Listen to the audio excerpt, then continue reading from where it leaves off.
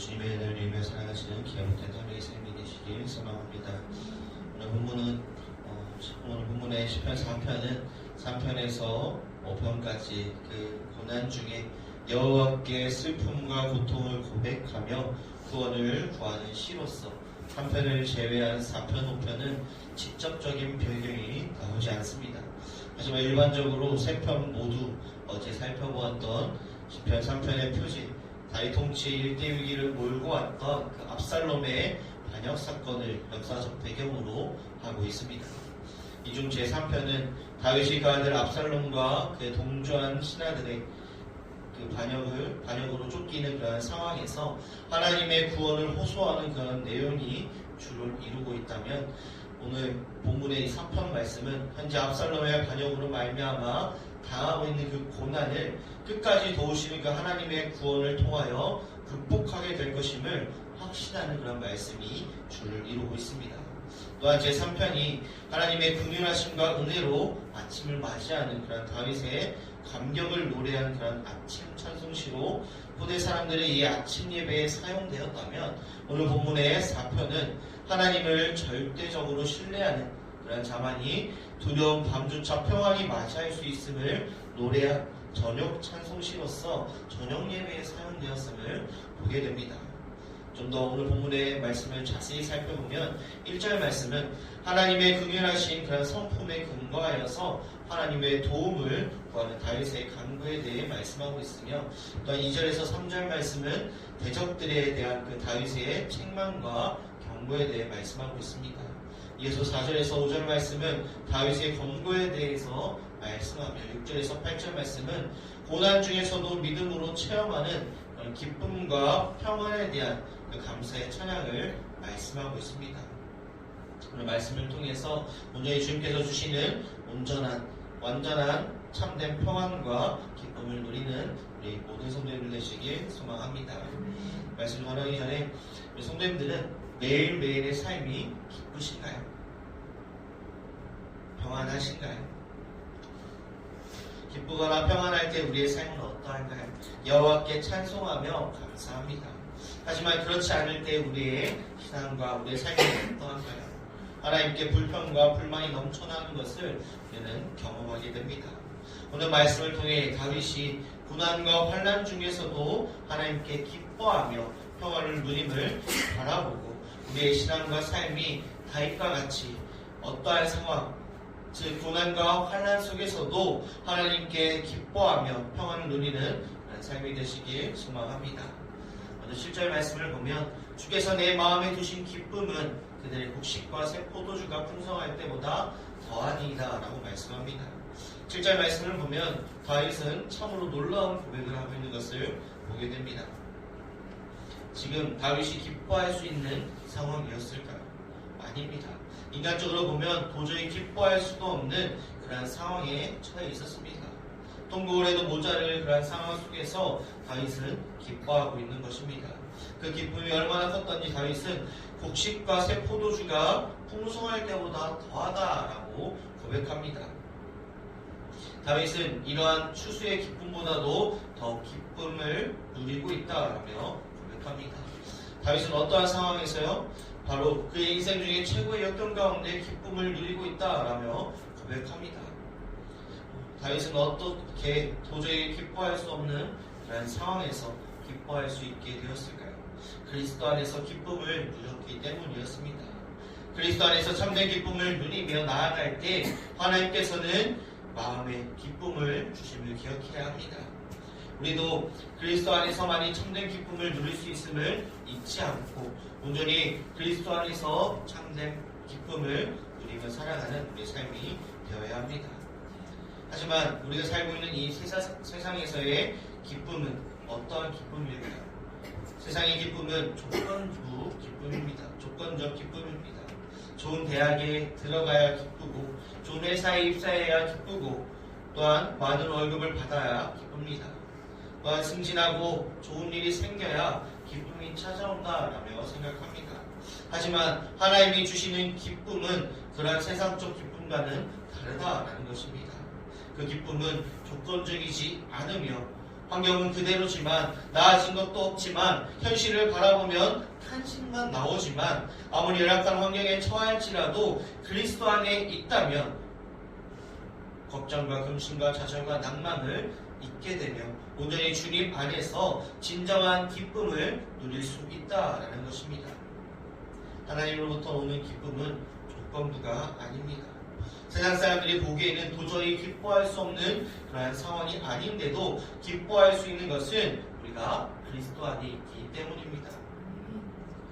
또한 이러한 겪는 이 고난이 영원하지 않으며 주님께서 주시는 그 기쁨은 영원함을 깨달은 가운데 하박국 3장 17절에서 18절 말씀 비록 무화과 나무가 무성하지 못하며 포도의 나무에 열매가 없으며 감람나무에 소출이 없으며 밭에 먹을 것이 없으며 무리에 양이 없으며 외양간에 소가 없을지라도 나는 여호와로 말미암아 즐거워하며 나의 구원의 하나님으로 말미암아 기뻐하리로다 라며 말씀하고 있습니다. 이러한 고백이 우리의 고백이 되시길 소망합니다. 17절 아무것도 없는 그러한 상황 가운데 무화과가 무성하지도 못하며 또한 포도나무에 열매가 없으며 감람나무에 소출이 없으며 밭에 먹을 것이 없으며 양이 없으며 소가 없을지라도 나는 여호와로 말미암아 즐거워하며 나의 구원의 하나님으로 말미암아 기뻐하는도다 라는 말씀과 같이 우리는 어떠한 상황 가운데서도 여호와로 말미암아 참된 기쁨을 누리며 나아가는 우리의 삶이 되시길 소망합니다. 다윗은 힘듦과 어려운 그러한 상황 가운데서도 고난 가운데서도 여호와로 말미암아 참된 기쁨을 누렸습니다. 또한 다윗은 어떠한 삶을 어떠한 상황 가운데 어떠한 마음을 가졌을까요? 시편 4편 8절 말씀에 내가 평안히 눕고 자기도 하리니 나를 안전히 살게 하시는 이는 오직 여호와이시니이다 라며 고백합니다. 다윗은 내가 평안히 눕고 자기도 하리니 라며 고백합니다. 이러한 고백은 일반 사람으로는 이해하기 어려운 고백입니다. 지금 다윗의 상황이 어떠한가요? 어떠한 형편에 처해져 있을까요? 계속해서 이야기하는 것처럼 평안히 눕고 잘 수 없는 그러한 형편이었습니다. 다윗은 목숨의 경락에 달린 그러한 형편에 처해져 있는 상황으로 쟤들이 자기의 목숨을 죄어오는 그런 급박한 상황이었습니다. 언제 대적이 들이닥칠지 모르는 그러한 상황에서 누가 평안히 눕고 잘 수가 있을까요?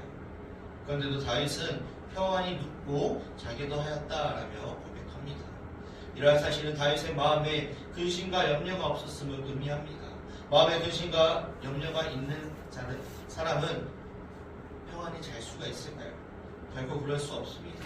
근심과 염려가 있는 사람은 잠을 이루지 못하고 밤을 까맣게 지새우게 됩니다. 그렇다면 다윗은 어떻게 해서 목숨이 경각에 달린 그런 상황 가운데서도 마음의 평안을 누릴 수가 있었을까요? 그것은 하나님을 믿었기 때문이었습니다. 하나님이 자기를 보호하여 주실 것이라는 그러한 확신을 가지고 있었기 때문이었습니다. 다윗은 왕이 되기 전부터 수많은 환난을 당하였습니다. 줄곧 사울 왕에게 쫓기는 그러한 삶, 그러한 급박한 삶을 살았으며 왕이 되어서도 그의 삶은 평탄하지 않는 것을 보게 됩니다. 그의 생의 대부분은 전쟁터에서 보내며 늘 생사를 넘나드는 그런 삶을 통해서 다윗은 한 가지를 깨닫게 됩니다. 그것이 무엇이었을까요? 그것은 하나님이 자기를 보호하신다라는 사실이었습니다. 다윗은 하나님이 방패와 요새가 되신다는 것을 깨닫고 다윗의 시편들을 잘 살펴보면 하나님의 보호의 확신에 대해 나타난 표현들이 많이 나오는 것을 보게 됩니다. 하나님을 나의 반석, 나의 산성, 요새, 방패 등으로 표현하는 다윗의 모습을 통해서 다윗은 하나님의 보호를 강력하게 확신하며 살아가는 그런 모습을 보게 됩니다.